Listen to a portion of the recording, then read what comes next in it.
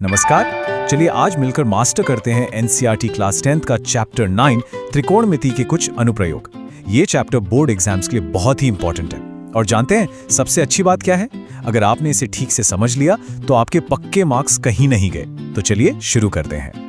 अच्छा, एक सवाल से शुरुआत करते हैं। जरा सोचिए, क्या ये मुमकिन है कि आप कुतुब मीनार के सामने खड़े हों और बिना उस पर चढ़े, बिना कोई फीता लिए उसकी एकदम सटीक ऊंचाई बता दें? सुनने में तो किसी जादू जैसा लगता है ना। और कभी ये सोचा है कि जो बड़े बड़े इंजीनियर्स होते हैं वो कैसे ऊंची ऊंची इमारतों, पहाड़ों या फिर नदी के ऊपर बने पुल की चौड़ाई बिल्कुल एक्यूरेटली नाप लेते हैं? उनके पास कोई इतना बड़ा मेजरिंग टेप तो होता नहीं। तो इन सारे सवालों का, इस सारे जादू का एक ही जवाब है, त्रिकोणमिति। और यही वो वजह है कि बोर्ड एग्जाम में ये चैप्टर आपको बड़ी आसानी से पूरे 5 नंबर दिला सकता है। चलिए देखते हैं कैसे। तो आज का हमारा प्लान एकदम साफ है। सबसे पहले हम समझेंगे कि ये ट्रिग्नोमेट्री असली जिंदगी में काम कहाँ आती है। फिर इसके 2 सबसे जरूरी औजार, उन्नयन और अवनमन कोण यानी angle of elevation and depression को जानेंगे। उसके बाद हम बेसिक से लेकर कॉम्प्लेक्स प्रॉब्लम्स को स्टेप बाय स्टेप सॉल्व करना सीखेंगे। और आखिर में बोर्ड एग्जाम के लिए एक जबरदस्त मास्टर प्लान भी बनाएंगे। देखिए, इस चैप्टर के किसी भी सवाल को हल करने के लिए ना हमें बस 2 औजारों की जरूरत है। पहला है उन्नयन कोण, जिसे कहते हैं एंगल ऑफ एलिवेशन, और दूसरा है अवनमन कोण यानी एंगल ऑफ डिप्रेशन। तो सबसे पहले बात करते हैं उन्नयन कोण की। देखिए, जब कोई भी चीज हमारी आंखों के सीधे लेवल से यानी हॉरिजॉन्टल लेवल से ऊपर होती है तो उसे देखने के लिए हमें क्या करना पड़ता है? हमें अपना सिर ऊपर उठाना पड़ता है। तो हमारी आंखों से उस चीज तक जाने वाली लाइन, जिसे हम दृष्टि रेखा या लाइन ऑफ साइट कहते हैं, और जो सीधी रेखा है यानी हॉरिजॉन्टल लाइन, उसके बीच जो एंगल बनता है, बस उसी को उन्नयन कोण कहते हैं। इस डायग्राम को देखिए, एकदम क्लियर हो जाएगा। यहाँ एक बच्चा है जो पतंग को देख रहा है। उसकी आंखों से जो सीधी लाइन जा रही है वो है हॉरिजॉन्टल लेवल, और जो लाइन पतंग तक जा रही है वो है लाइन ऑफ साइट। इन दोनों के बीच जो कोण बना वही है हमारा उन्नयन कोण। सीधी सी बात है, जब भी हम ऊपर की तरफ देखेंगे तो एंगल ऑफ एलिवेशन बनेगा। अब ठीक इसका उल्टा है अवनमन कोण यानी एंगल ऑफ डिप्रेशन। मान लीजिए कोई चीज हमारे हॉरिजॉन्टल लेवल से नीचे है, तो उसे देखने के लिए हमें सिर नीचे झुकाना पड़ेगा। इस बार भी हमारी दृष्टि रेखा और हॉरिजॉन्टल रेखा के बीच एक कोण बनेगा, और इसी कोण को हम अवनमन कोण कहते हैं। और ये स्लाइड इसे एकदम परफेक्ट तरीके से दिखा रही है। यहाँ कोई अपनी बालकनी से नीचे जमीन पर रखी गेंद को देख रहा है तो उसकी आंखों के सीधे लेवल से नीचे की तरफ जो कोण बन रहा है वही है अवनमन कोण।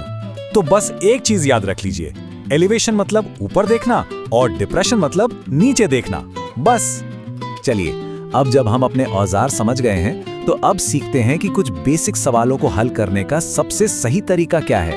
एनसीईआरटी का एग्जाम्पल 1 लेते हैं। सवाल है कि एक मीनार के बेस से 15 मीटर दूर एक पॉइंट है और उस पॉइंट से मीनार के टॉप का उन्नयन कोण 60 डिग्री है। हमें मीनार की ऊंचाई निकालनी है। एक बात गांठ बांध लीजिए, इस चैप्टर का सबसे पहला और सबसे जरूरी स्टेप है सवाल पढ़कर एक साफ सुथरा डायग्राम बनाना। जैसा यहाँ बना है, AB हमारी मीनार हो गई और BC जमीन पर दूरी। अब इस राइट एंगल ट्रायंगल ACB को देखिए। एंगल C के हिसाब से सामने वाली साइड AB हो गई परपेंडिकुलर और साथ वाली साइड BC हो गई बेस।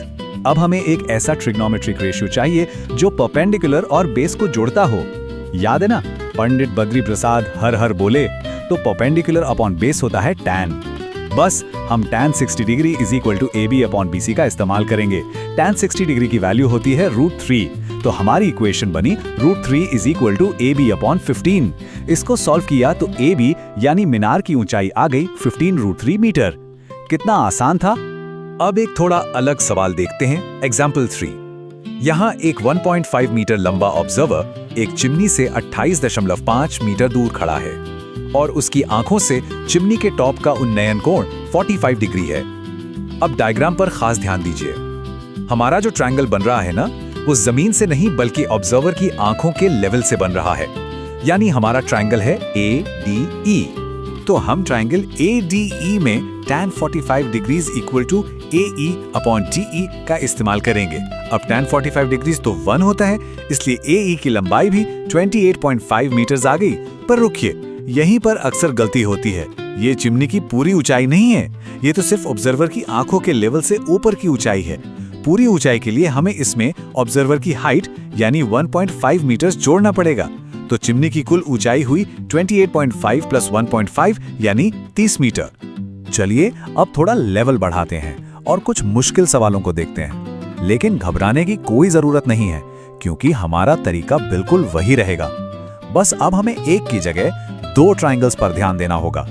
एग्जाम्पल 4 देखिए, एक 10 मीटर ऊंची बिल्डिंग के ऊपर एक झंडा लगा है। जमीन पर एक पॉइंट P से बिल्डिंग के टॉप का उन्नयन कोण 30 डिग्री है और झंडे के टॉप का 45 डिग्री है। अब डायग्राम को ध्यान से देखिए, यहाँ पर एक के अंदर एक 2 राइट एंगल ट्राइंगल्स बन रहे हैं, एक छोटा वाला PAB और एक बड़ा वाला PAD। ऐसे सवालों को हल करने का एक सीक्रेट है। दोनों ट्राइंगल्स में जो कॉमन साइड है उसे ढूंढिए। यहाँ PAB और PAD दोनों में बेस AP कॉमन है। तो हम क्या करेंगे, पहले छोटे ट्राइंगल PAB से AP की वैल्यू निकाल लेंगे। tan 30 degree is equal to 10 upon AP। इससे AP आ गया 10√3 मीटर्स। अब इस AP की वैल्यू को हम बड़े ट्राइंगल PAD में इस्तेमाल करेंगे। tan 45 degree is equal to AD upon AP। Values रखने पर 1 is equal to 10 plus DB upon 10√3। बस इसे सॉल्व करते ही झंडे की लंबाई DB आ जाएगी, 10 इंटू √3 माइनस 1 मीटर्स। अब एक एंगल ऑफ डिप्रेशन वाला मुश्किल सवाल, एग्जाम्पल 6। एक बड़ी बिल्डिंग के टॉप से सामने वाली 8 मीटर ऊंची बिल्डिंग के टॉप और बॉटम के अवनमन कोण 30 डिग्री और 45 डिग्री है। अब ये डायग्राम बहुत इंपॉर्टेंट है। देखिए, अवनमन कोण तो हमेशा हॉरिजॉन्टल लाइन से नीचे बनते हैं, लेकिन कैलकुलेशन के लिए हम ऑल्टरनेट इंटीरियर एंगल्स की प्रॉपर्टी का इस्तेमाल करके इन एंगल्स को ट्रायंगल के अंदर ले आते हैं। तो एंगल PBD हो जाएगा 30 डिग्री और एंगल PAC हो जाएगा 45 डिग्री। यहाँ भी हमारी स्ट्रैटेजी सेम रहेगी, कॉमन साइड ढूंढना।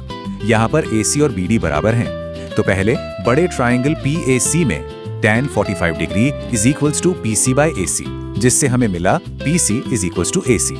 फिर छोटे ट्राइंगल PBD में tan 30 degree is equals to PD by BD, जिससे हमें मिला BD is equals to PD√3। अब क्योंकि AC और BD बराबर हैं, तो हम लिख सकते हैं PC is equals to PD√3। और डायग्राम से हमें यह भी पता है कि PC is equals to PD plus 8 है। हमारे पास 2 इक्वेशंस हैं। इन्हें सॉल्व करने पर बड़ी बिल्डिंग की ऊंचाई PC आ जाती है 4 इंटू 3 प्लस √3 मीटर्स। ठीक है, तो सवाल हल करना तो हमने सीख लिया, लेकिन परीक्षा में पूरे नंबर लाना एक अलग कला है। तो चलिए अब सीधा बोर्ड एग्जाम में नंबर पक्के करने की रणनीति पर फोकस करते हैं। एग्जाम में आपको 2 तरह के सवाल मिलेंगे। 3 नंबर का सवाल सीधा साधा होगा, जिसमें बस एक ट्रायंगल होगा और सिंपल कैलकुलेशन होगी, जैसा हमारा एग्जाम्पल 1 था। वहीं जो 5 नंबर का सवाल होगा, उसमें 2 ट्रायंगल्स होंगे, एंगल ऑफ डिप्रेशन या ऑब्जर्वर की हाइट जैसे कॉन्सेप्ट्स होंगे, और कैलकुलेशन थोड़ी सी लंबी हो सकती है, जैसा हमने एग्जाम्पल 6 में देखा। अब जरा उन आम गलतियों को देख लेते हैं जहां नंबर कटने का सबसे ज्यादा डर रहता है। सबसे बड़ी गलती और सबसे कॉमन गलती है गलत डायग्राम बनाना। दूसरी, एलिवेशन और डिप्रेशन के एंगल को मिक्स कर देना।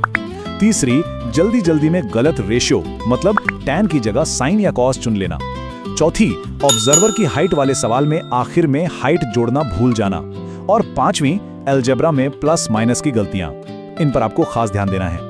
तो चलिए फटाफट से सब कुछ समेट लेते हैं। स्टेप 1, सबसे पहले सही डायग्राम। स्टेप 2, पहचानिए कि एंगल ऊपर देखने वाला है या नीचे। स्टेप 3, जो दिया है और जो निकालना है उसके हिसाब से सही रेशियो चुनिए। स्टेप 4, आराम से ध्यान से कैलकुलेशन कीजिए।